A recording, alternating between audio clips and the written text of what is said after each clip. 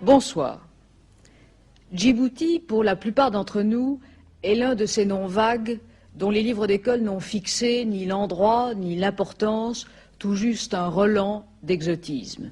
Djibouti, c'est le bout du monde, c'est la chaleur humide, c'est Rimbaud qui s'y traîne, Montfred qui y bourlingue.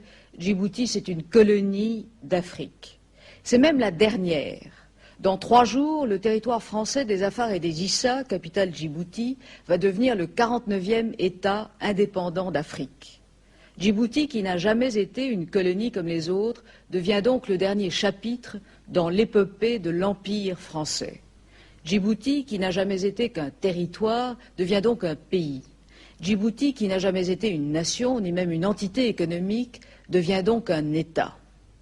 Il est parfois ainsi un moment, un endroit où l'histoire, la géographie, la politique semblent croiser leur logique et leurs caprices et nous, les paradoxes en forme de symboles. Djibouti, malgré soi, est aujourd'hui un tel symbole. Nous sommes allés le comprendre et le découvrir pour vous.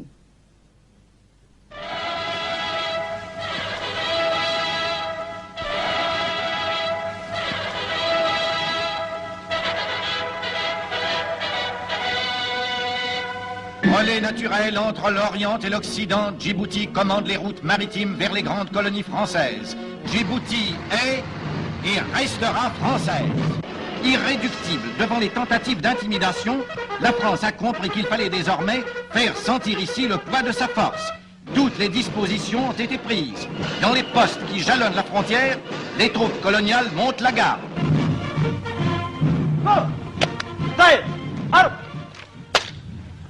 كبغال مسنقي متركين فانسات كترباسي على التراس وما أفسرتم لنا قومية برمي قال صاحب علي متركين ترانتي أنسو ساندسيت 3 كوبنا فاسيه للمولاتنا à disposition du caporal de garde.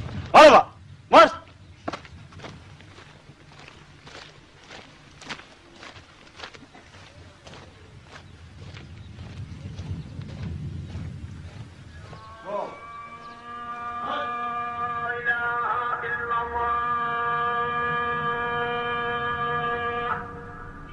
Du poste frontière à la ville, l'aube se lève sur Djibouti.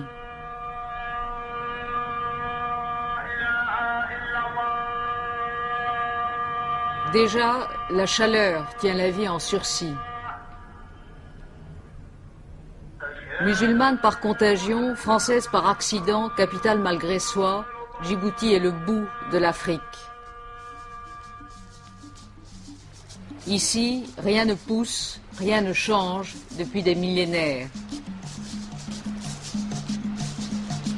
La vie s'accroche au désert en rond autour des puits. L'arbitraire colonial a tracé sur ces cailloux un territoire grand comme 3 fois la Corse. On y compte environ 220 000 habitants selon les fluctuations nomadiques. Plus de la moitié de la population est drainée vers Djibouti. La ceinture brune qui l'entoure est celle des bidonvilles, la ville blanche est celle du mirage. Plaquée sur le désert, Djibouti est la ville inventée. La présence française imprègne la vie locale dans une cacophonie écrasée de chaleur.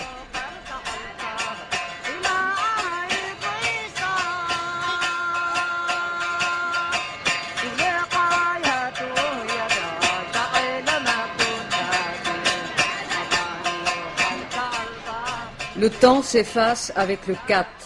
C'est une herbe hallucinogène au goût vaguement amer. Tout le monde, comme on dit ici, broute la salade. Tu manges, il te donne du cerveau, des imaginations. L'imagination fait même comprendre tous les midis le jeu des 1000 francs. Ces visiteurs, un port de plaisance, un plan d'eau, tous les plaisirs de la mer, mais aussi ceux de la campagne et de la gastronomie, avec notamment son inimitable Queen Amman, le plus savoureux des gâteaux bretons. Je préfère m'adresser, si vous permettez, à M. Bossenec et lui demander La réponse à cette question, comment s'appelle l'appareil permettant de compter le nombre de pas faits par un piéton et de déterminer ainsi, approximativement, la distance parcourue. Pardon. 92 de 921, me recevez-vous parler? Reçu, moi je suis à l'emplacement de la batterie, je suis sur vous dans 5 minutes. Ah, reçu. L'espèce la plus répandue dans le mélange ethnique local est le militaire français.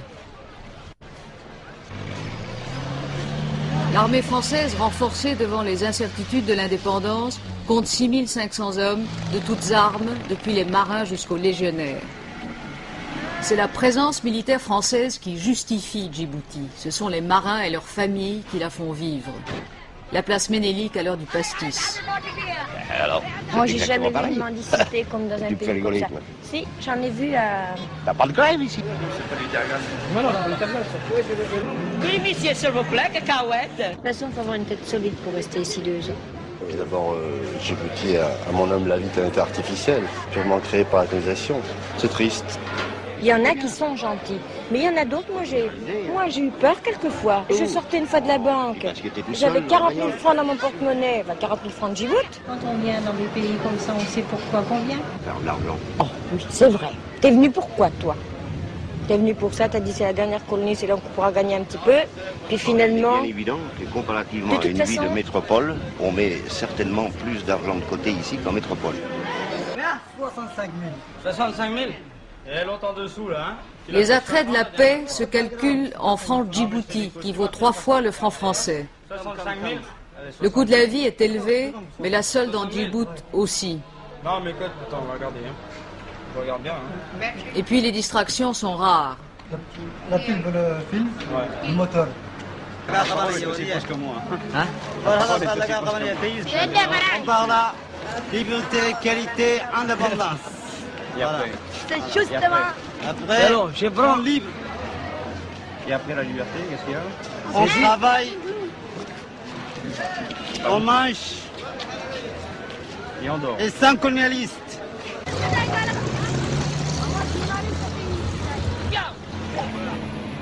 Les déchets de la ville blanche n'ont pas le temps de pourrir. Chaque matin au dépôt d'ordures, c'est l'assaut pour un quignon de pain ou un lambeau de chemise kaki.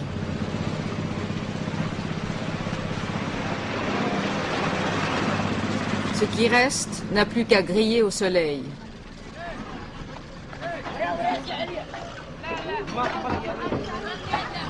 Les soldats de corvée n'amènent jamais leur camion sans un sac de pain. Ici, il y a 1 mort par jour.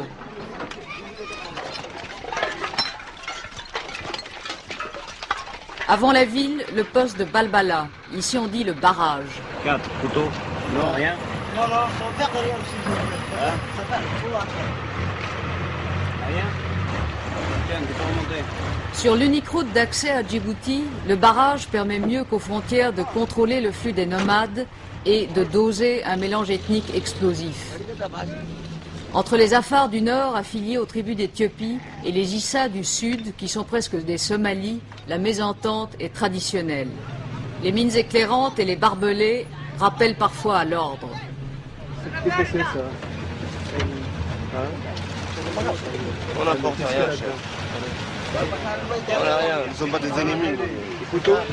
Non, nous ne sommes pas des ennemis. Et ben alors? Ben, il est parti.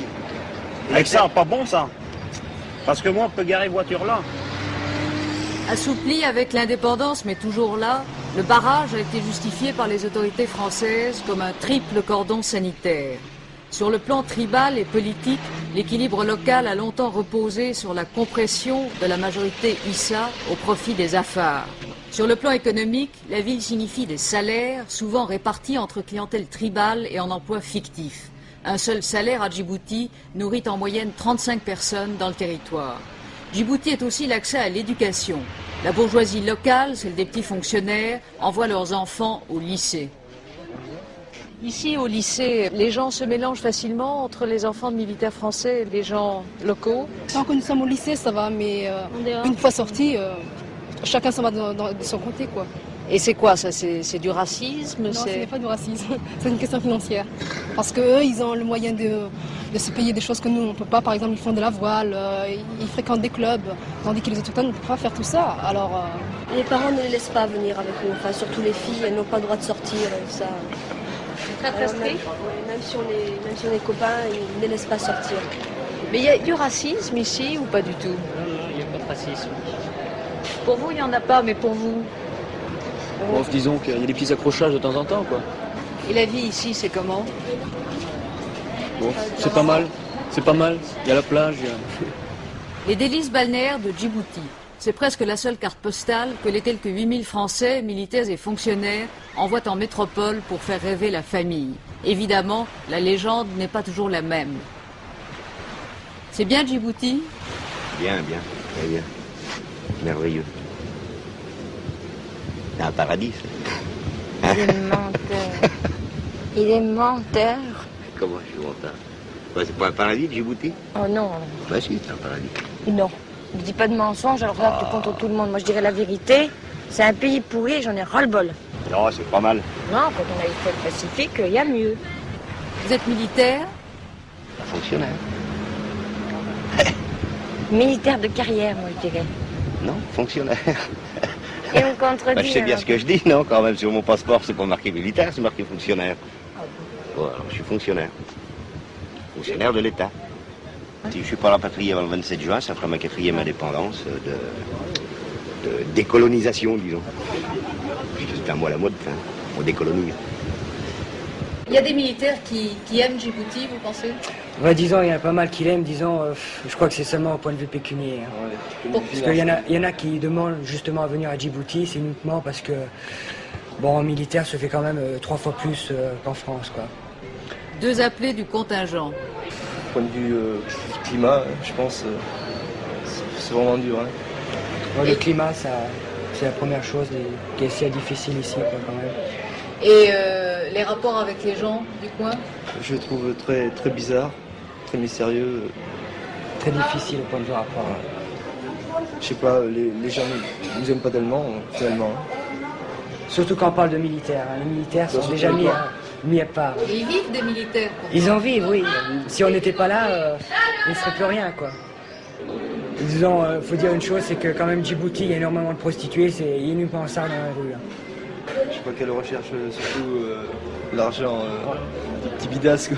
À Djibouti, pendant la nuit, la lune luit sur les palmiers, les Somalis, waouba, chantent ravis, waouba, des mélodies bien syncopées. Mais v'là qu'un jour, un beau gars à gueule d'amour et gros bras va faire quelques affaires.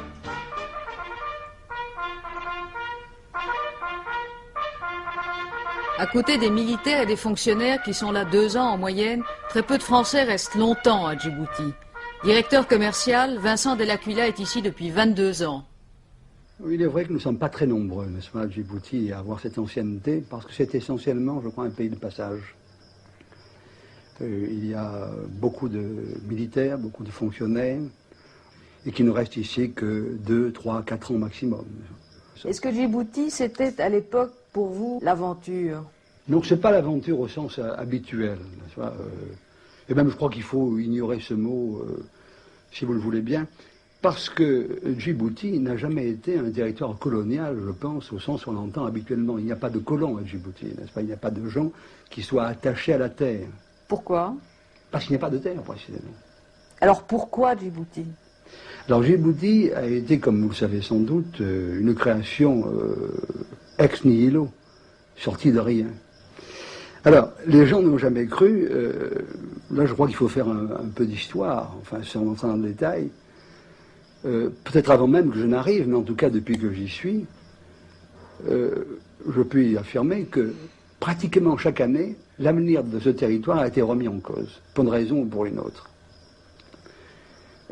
Sans doute parce que sa nature même était indécise, n'est-ce pas, comme les événements l'ont montré.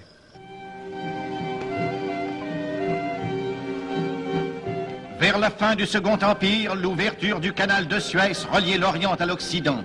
Désormais, la mer Rouge allait devenir la plus fréquentée des voies de communication mondiale et ses points d'escale allaient conquérir une importance considérable grâce au génie du français de Lesseps. En 1883, la France envoie dans cette région le gouverneur Lagarde qui fonde l'établissement d'Obock. Du Négus Ménélique, Lagarde obtient ensuite un traité d'amitié. Ainsi est consacrée, sans qu'une goutte de sang ait été versée, l'œuvre du gouverneur Lagarde, une des plus grandes figures coloniales françaises. Le pays était désertique, quelques paillotes abritaient les populations côtières. Les pasteurs nomades erraient jusqu'au pied des contreforts volcaniques à la suite de leurs troupeaux. La rade d'Obock s'étant révélée insuffisante, les colons français se fixèrent à Djibouti. Ils y créèrent de toutes pièces une ville et un port. L'héroïsme des pionniers a porté ses fruits. Aujourd'hui, des immeubles modernes se dressent, de larges avenues s'étendent, l'énergie électrique a été créée, fait unique sur les bords de la mer Rouge, une eau abondante est distribuée partout. Djibouti, grande cité moderne, connaît les bienfaits de la civilisation française. Elle possède plusieurs écoles où sont instruits les enfants indigènes. L'œuvre sanitaire est considérable. Le progrès matériel et social s'étend à tous les domaines. Entre-temps, des quais, des entrepôts étaient construits à Djibouti. Récemment ont été inaugurés les pipelines et les 4 citernes de mazout qui permettent le ravitaillement sur place des navires. Djibouti est à la croisée des routes impériales françaises. Les relations les plus cordiales s'étant établies entre l'Éthiopie et les colons français, ceux-ci obtinrent la concession d'une voie ferrée entre Addis Abeba et Djibouti, son débouché naturel sur la mer.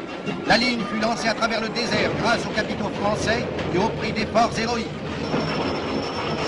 Wagons-salons, wagons-lits, wagons-restaurants ont été spécialement achetés, ainsi qu'une 50aine de locomotives. C'est une des œuvres les plus remarquables qui ait été accomplie en Afrique.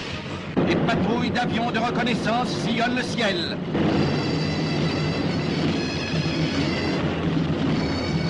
D'importantes unités navales assurent en permanence la protection du port.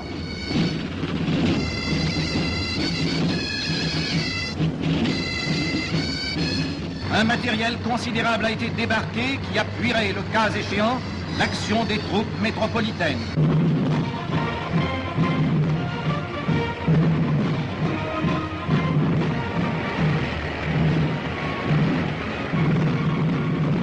En pleine brousse se dressent les campements des méharistes, prêts à répondre à la moindre alerte.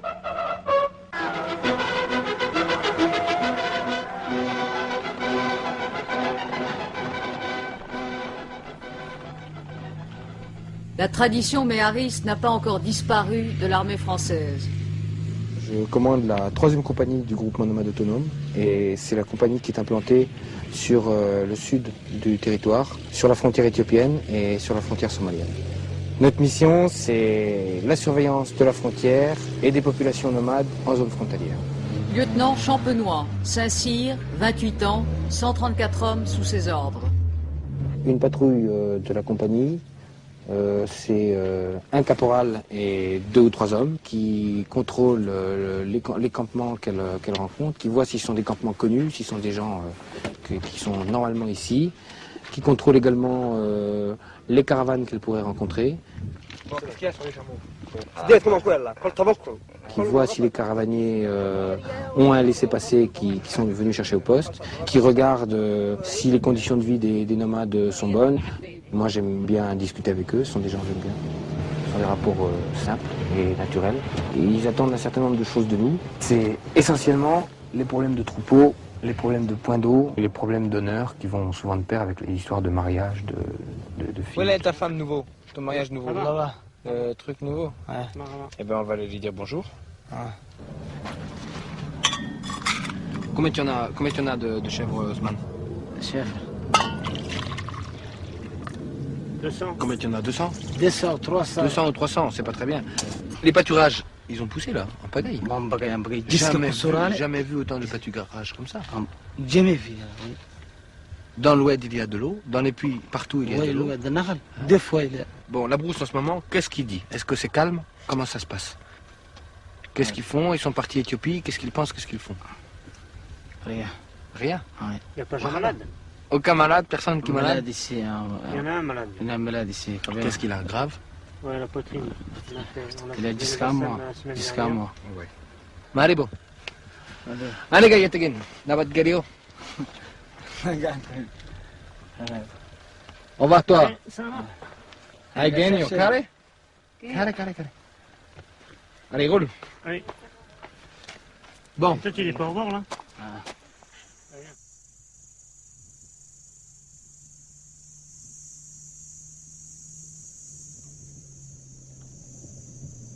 Le désert des Tartares n'a pas fini de nourrir les rêves des hommes. Si vous voulez, bon, j'ai mon morceau de frontière, ma mission, mes hommes.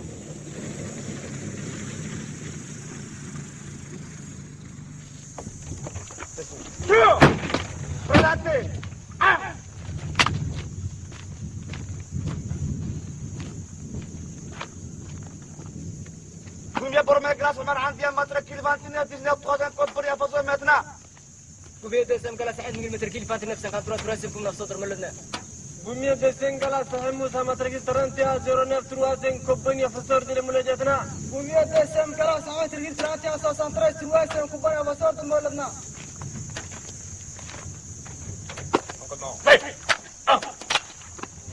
Repos. Pas de problème. En juin 1977, pour la dernière fois sur la terre d'Afrique, l'Empire français amène les couleurs. Présentez! Attention pour la couleur. Envoyez!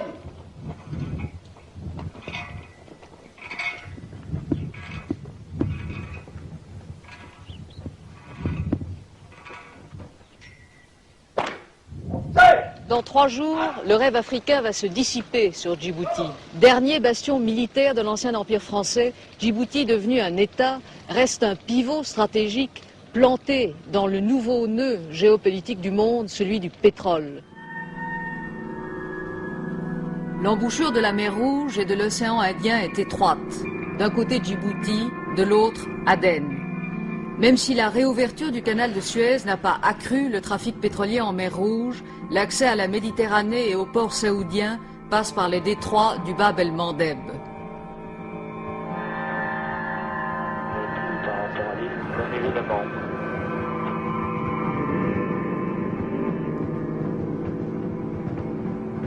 L'océan Indien est la voie royale du pétrole et les bateaux de guerre sont autant de sentinelles. C'est ici que passe l'approvisionnement énergétique de l'Europe, des États-Unis et de plus en plus de l'Union soviétique. Du golfe Persique à l'Afrique du Sud, l'axe névralgique du monde longe cette côte. Djibouti verrouille la mer Rouge qui elle-même verrouille le canal de Suez, donc Djibouti a une valeur.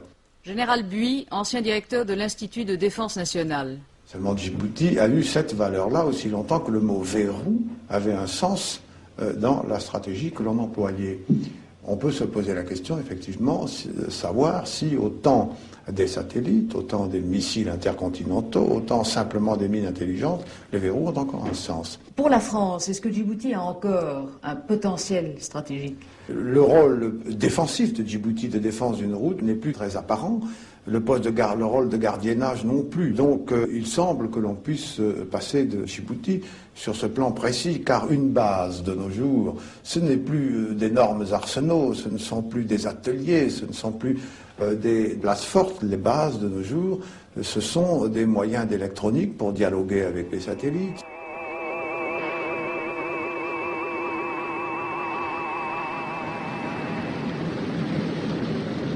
Ce sont des écoutes sous-marines pour pister les sous-marins, ce sont des moyens de transmission pour recevoir et transmettre le renseignement qui doivent être implantés, si possible, là où il n'y a pas de problème politique local. Est-ce que ceci est à l'échelle des moyens que la France veut consacré à sa géopolitique globale. La France est un pays qui a une vocation mondiale, c'est un fait. Enfin, elle ne peut plus faire n'importe quoi. Il n'est plus question de mener des stratégies d'ensemble dans ce qui peut être considéré comme le troisième cercle, c'est-à-dire celui qui est très loin de la métropole. Militairement, ce monde-là n'est plus à l'échelle des moyens de la France.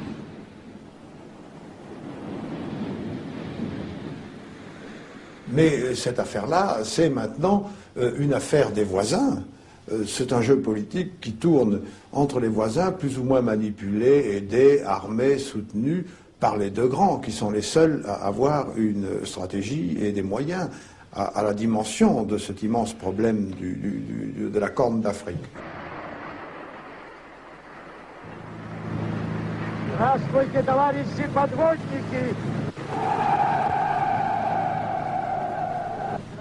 La flotte soviétique.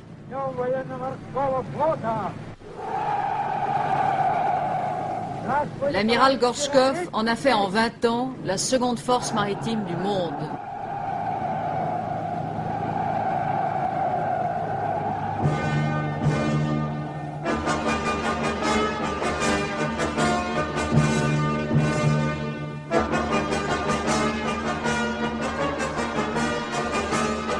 Ce sont les sous-marins qui font la force de la marine soviétique. Équipés de missiles, ils sillonnent l'océan Indien qui, depuis le déclin de l'Empire britannique, est pour eux la mer à prendre. L'obsession de l'accès à une mer chaude explique la carte stratégique soviétique. L'éloignement impose le relais de base sûr entre le Bosphore et Vladivostok. L'offensive soviétique sur l'Afrique commence à Berbera.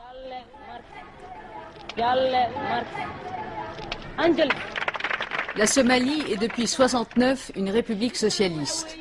Traitée à la manière locale, Engels, Marx et Lénine encadrent le portrait de Siad Barre, général-président.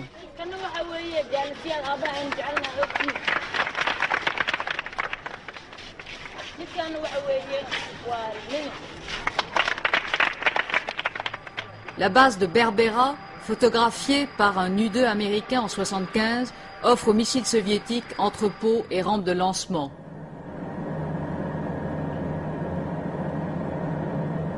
La marine y fait ses réparations et son approvisionnement. 5000 conseillers soviétiques environ travailleraient en Somalie.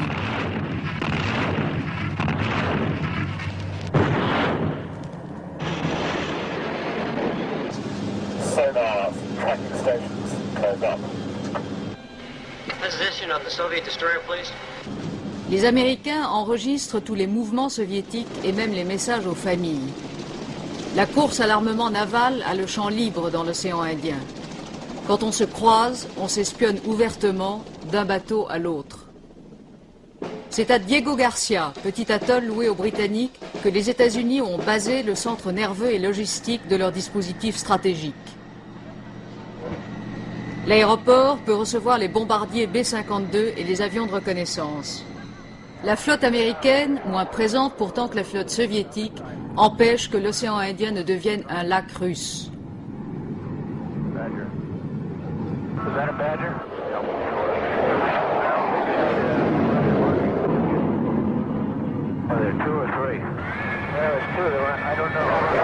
Tandis que l'Iran joue la sentinelle au détroit d'Oman, les États-Unis n'ont plus pied militairement dans la Corne d'Afrique depuis qu'ils ont évacué l'Éthiopie. Haïlé Sélassié, le roi des rois, avait assis son trône médiéval sur l'aide américaine. Il en est tombé en 1974. À Addis Abeba, ce ne sont plus des billets de banque que le régime distribue, ce sont des fusils.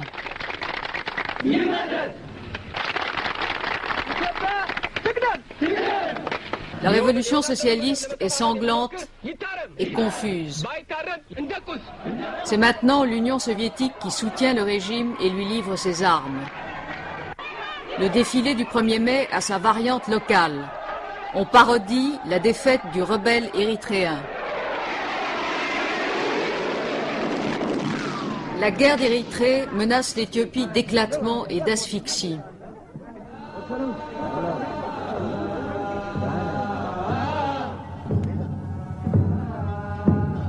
C'est au nord-est du pays son seul accès à la mer. Au sud, Dans la région de l'Ogaden, la rébellion couve. L'Érythrée est soutenue par l'Arabie Saoudite et le Soudan, qui forment le nouveau bastion conservateur dans la région. L'Ogaden est soutenu par la Somalie, qui revendique son territoire. Même si le camp idéologique est le même, le soutien de Moscou à l'Éthiopie indispose la Somalie, son ennemi héréditaire. Tandis que les réfugiés d'Éthiopie fuient vers Djibouti, le nœud des conflits locaux se resserre autour du chemin de fer franco-éthiopien. C'est le cordon ombilical de l'Éthiopie dont il assure presque tout le commerce. Un sabotage sur la voie, comme celui de juin 77, et l'Éthiopie perd son seul vrai port, celui de Djibouti. La revendication de l'Éthiopie sur Djibouti est traditionnelle. La terre des Afars appartient à l'Éthiopie. Haïlé Sélassié l'affirmait à la Société des Nations. Aujourd'hui, faisant le même discours, le colonel Mengistu.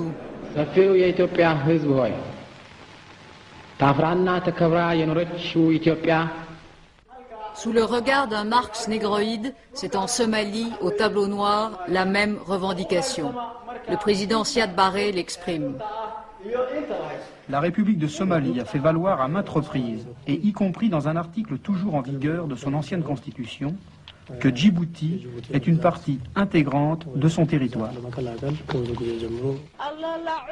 L'étoile du drapeau Somalie a 5 branches. Djibouti en est une. Comme le dit la chanson, on ne sépare pas les doigts de la main.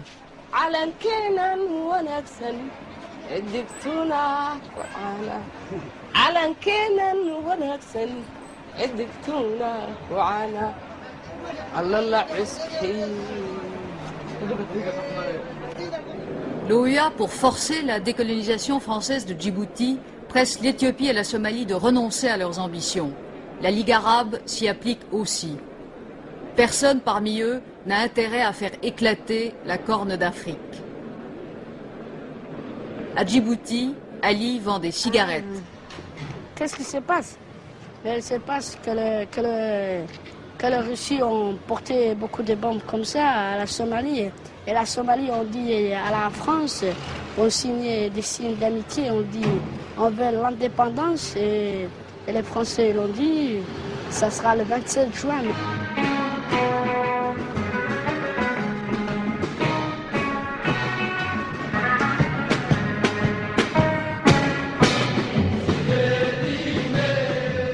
À Djibouti, on prépare l'indépendance. Il faut composer l'hymne national, inventer le drapeau. On modernise la musique locale au rythme de la salade.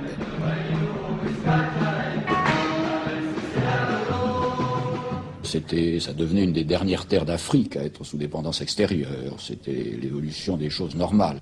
Olivier Stirn, secrétaire d'État au Dom-Tom. Est-ce qu'il y a eu un revirement de la politique française vis-à-vis de Djibouti?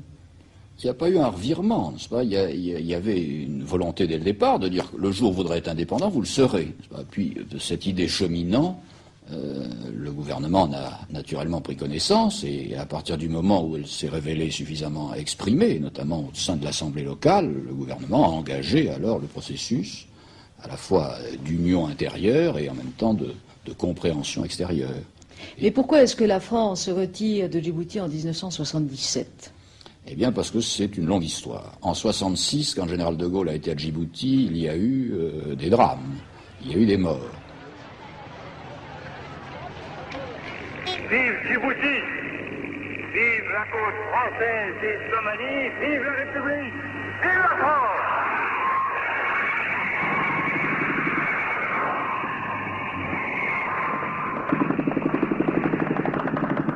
En 1967, un référendum orchestré par le parti Afar dit non à l'indépendance.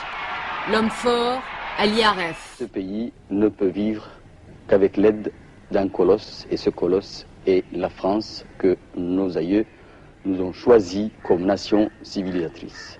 La France s'appuie désormais sur lui. Soutenu par l'Éthiopie, Aref s'efforce de contenir le parti Issa, partisan de l'indépendance et soutenu par la Somalie. Les actes de terrorisme se multiplient. le dispositif militaire français est renforcé. La pression internationale s'accentue. L'Éthiopie, soutien des Afars, vire au marxisme. En 1975, la France change de politique et soutient Hassan Gouled du parti Issa. Le 8 mai 1977, la population est appelée à voter à la fois l'indépendance et la composition de l'Assemblée nationale. Les cartes d'électeurs, autrefois limitées parce que liées aux cartes d'identité, sont largement distribuées. Elles assurent ainsi aux Issa leur majorité numérique. Dans le calme, Djibouti vote massivement son indépendance. Le Haut-Commissariat français devient le palais présidentiel. Le dernier à le quitter, Camille Dornano. Si vous me demandez si ce départ est le symbole de la fin d'une époque, je vous répondrai par l'affirmative. C'est exact. C'est la fin d'une époque.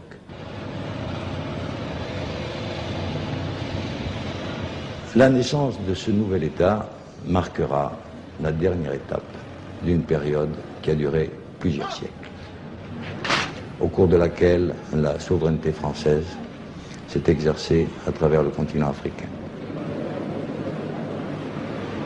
C'est donc dans le cadre strict du choix de notre peuple que notre Assemblée nationale devra souverainement légiférer en conciliant les exigences de la liberté avec celles du développement économique et social. Séance inaugurale de l'Assemblée nationale. De l'unité avec celle d'une nécessaire diversité. Les députés du nouvel État, les consuls étrangers fraîchement arrivés, les autorités françaises civiles et militaires en instance de départ. Le président du Conseil, Hassan Gouled. Alors, Djibouti indépendant, je suis optimiste. Si vraiment Djibouti ne serait pas indépendant, je ne sais pas qu'est-ce que deviendraient ces populations. Étant donné les divisions ethniques qui ont jusqu'à présent marqué l'histoire du territoire, est-ce que Djibouti peut devenir une nation? D'abord, sur le plan ethnique, c'est une invention française. Ce n'est pas la réalité d'une population qui sont identiques, sont 100% de la même confession et de la même religion. Il n'y a que deux langues qui différencient. Mais est-ce que ce sont les Français qui ont inventé les affrontements? Ils ont inventé ce qu'on appelle le cloisonnement, au lieu de se pénétrer ces populations et amalgamer à la population. Est-ce qu'ils auraient favorisé cet écart? Ils l'auraient favorisé. Pourquoi? Parce que pour une question de colonisation. Alors là, non. C'est pas au contraire. Je dirais que la France a préservé l'unité. Il n'y a jamais eu finalement d'affrontement très sanglant depuis que la France est présente. Jamais. Et je crois au contraire que la France a favorisé du mieux possible, et c'est ce que le gouvernement s'est efforcé de faire depuis 3 ans, le rapprochement entre les ethnies, sans lequel aucune indépendance authentique n'était possible. Dans les quartiers, les divisions ethniques sont installées. C'est à la base que le nouvel État doit prendre racine. La milice du parti au pouvoir recrute tôt. Il faudra longtemps avant que les cadres locaux soient tous des autochtones.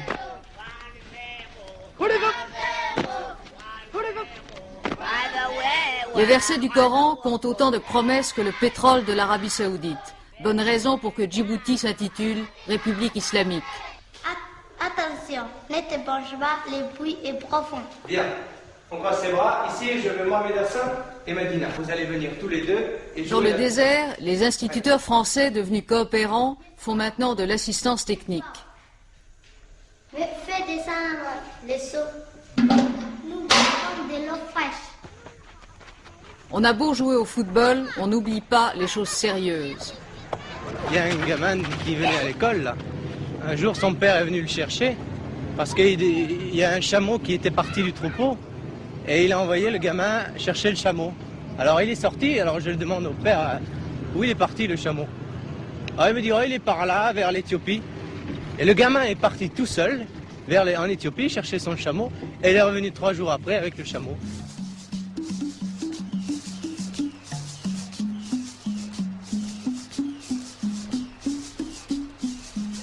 À dos d'homme, tous les jours, le kat arrive d'Éthiopie. Même la salade quotidienne qui nourrit les rêves, sinon les estomacs de la population, ne pousse pas à Djibouti. Tout est importé.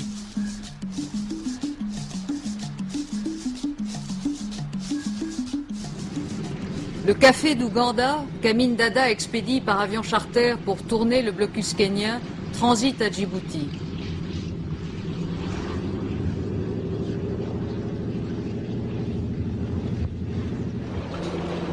Ce rôle de transit, le chemin de fer continue potentiellement de l'assurer vers l'Éthiopie en fonction de la situation locale. Les parts françaises de la compagnie, dont la moitié appartient à l'Éthiopie, ont été cédées au nouvel État. C'est un passeport français? À qui c'est? À qui il est ce laissez-passer là? À toi. Enfin, j'ai pas tamponné encore. À qui là? La survie économique de Djibouti dépend avant tout de son port. Le directeur du port, Michel Rousseau. Le port et toutes les entreprises qui gravitent autour de lui, y compris le chemin de fer d'ailleurs, représentent peut-être 80% du potentiel économique du territoire en l'état actuel des choses.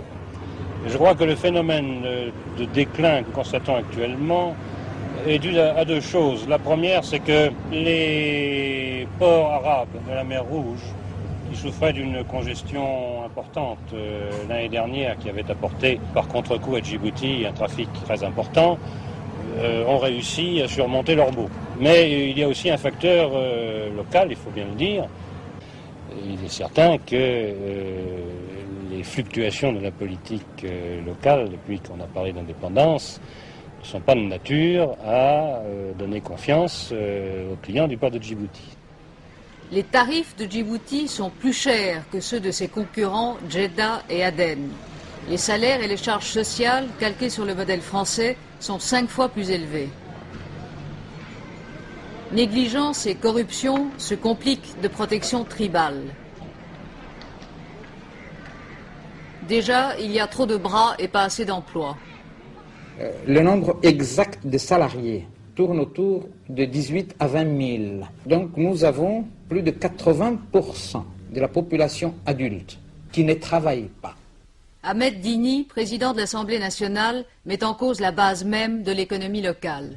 Il paraît, bien que le chiffre soit prétendument secret, la France dépense à Djibouti, pour la présence militaire, 54 milliards d'anciens francs. Et d'après les services de finances de Djibouti, les retombées des dépenses militaires pour notre budget constitueraient autour de 45%. C'est presque la moitié de notre budget proviendrait donc des retombées des dépenses militaires. La présence française à Djibouti pendant si longtemps, est-ce qu'elle a accompagné une œuvre de colonisation utile? Ça vraiment, je renvoie la balle au gouvernement français dans l'humanité pour qu'ils n'ont rien fait jusqu'à présent dans le sens souhaité par la population. Ni irrigation d'eau, ni implantation de maraîchères, ni de culture, rien du tout. Oui, non, ça je crois que c'est très sévère. La France a tout de même d'abord facilité l'éducation et d'autre part elle a facilité le développement du port et puis elle a tout de même construit et le chemin de fer et la route. C'est pas négligeable. Ceci dit, c'est un territoire très aride, c'est un désert. Il faut donc voir que les chances de développement de ce territoire sont tout de même limitées. Avec le repli complet des Français, c'est toute une économie de services qui risquerait de s'effondrer.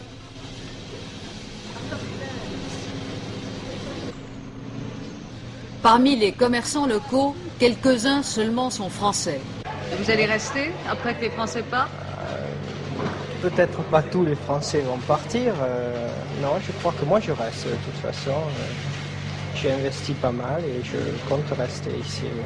Je vois pas pourquoi, a priori, on partirait. Même si vos clients, eux, s'en vont? Il est évident que si nos clients s'en vont ou si le futur État ne nous permet pas de rester commercialement d'une façon valable, ce ne sera pas une question de choix à ce moment-là. Moi, je me demande, il y a quelques jours, je suis partie chercher dans plusieurs magasins des choses que je voulais acheter. Eh bien, tout s'y liquide et ils ferment. Et vous pensez rester? Oui, pourquoi pas. Même si les Français s'en vont? Même si les Français s'en vont. Alors qui viendra boire et consommer ici? Il y aura toujours des soldats, il y aura toujours des militaires. En colonne, couvrez. Vite, vite, vite, vite. Oh! Présentez! Eh, faut calaquer bien, hein. Présentez! Arme! Mets la tête tout de suite. Est-ce que la présence militaire française après l'indépendance est une chose que vous souhaitez? Il ne faut pas que le nombre de l'armée française, qui est sous forme technicien, pour former l'armée nationale, il ne faut pas qu'elle soit plus nombreux que nos nationaux de l'armée nationale. Mais il faut qu'elle soit là. Il faut qu'elle soit là, mais progressivement, ils partiront chaque fois que 500 ou 700 personnes formées, petit à petit, ils en iront. Ils n'en resteront pas définitivement. La survie de Djibouti, est-ce qu'elle est liée au maintien d'une certaine forme de présence française? Pas nécessairement, je dirais pas seulement. Je crois qu'en effet, les accords de coopération que nous préparons et qui prévoient pour l'instant le maintien d'une certaine force française jusqu'à ce que l'armée locale soit suffisante, à peu près 4000 hommes au début, et puis petit à petit un nombre d'hommes qui se rapprochera de celui de l'armée locale, se maintient et pour l'instant une dissuasion vis-à-vis de l'extérieur. En réalité, ça veut dire que la France n'accepterait pas une intrusion étrangère. Autrement dit, il n'y aura pas de vide militaire à Djibouti. Il n'y aura pas de vide militaire à Djibouti puisque les responsables du territoire l'ont voulu ainsi, n'est-ce pas ? Et que la France a répondu naturellement positivement à cette demande. Il fallait un accord.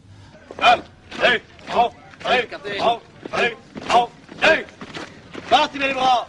Levez la tête. Alors on pourrait dire la France quitte l'Afrique, elle y était depuis 3 siècles et demi, c'est dramatique. Encore une terre de perdu, c'est pas ça du tout, je crois. La France a noué avec l'Afrique des rapports nouveaux, qui sont ceux de notre époque, qui sont fondés sur la coopération et l'amitié. Et l'intérêt de bien réussir la décolonisation à Djibouti, c'est d'intégrer Djibouti dans ce monde franco-africain nouveau, avec ses rapports nouveaux.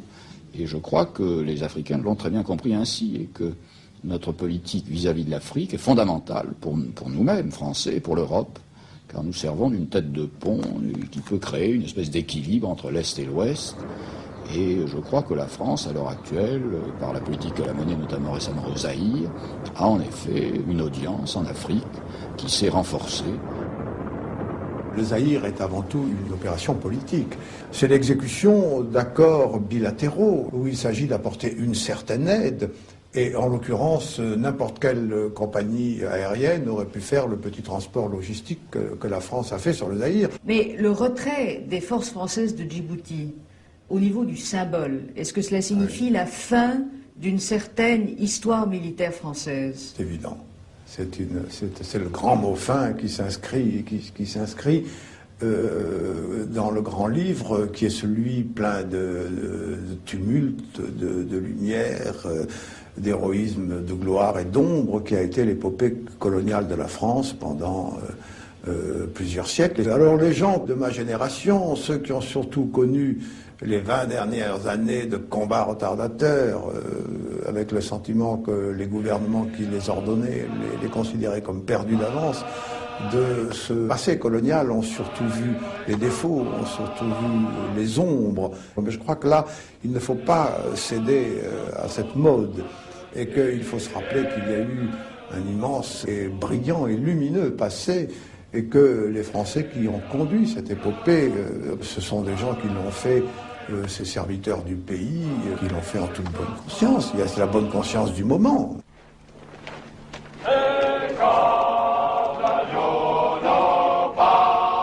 Sur la poudrière de la Corne d'Afrique, Djibouti est à la fois un brûlot et un seau d'eau.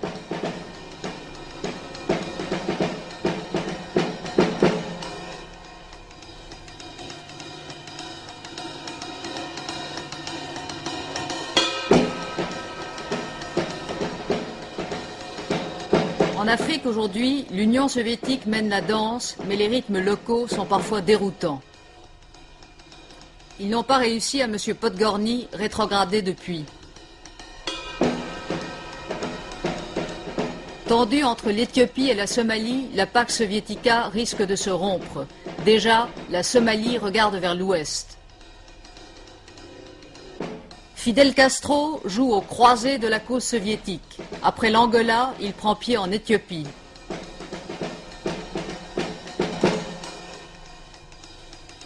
Les conflits tribaux deviennent des guérillas et les guérillas se teintent d'idéologie.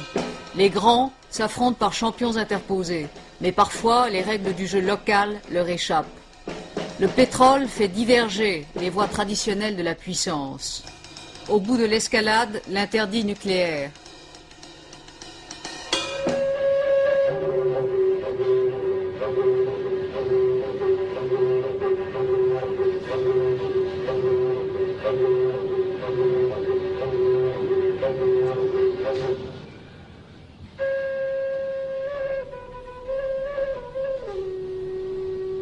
Djibouti est malgré soi dans l'œil du cyclone. Dans l'éternité du désert, il semble se figer et les gestes des hommes demeurent les mêmes.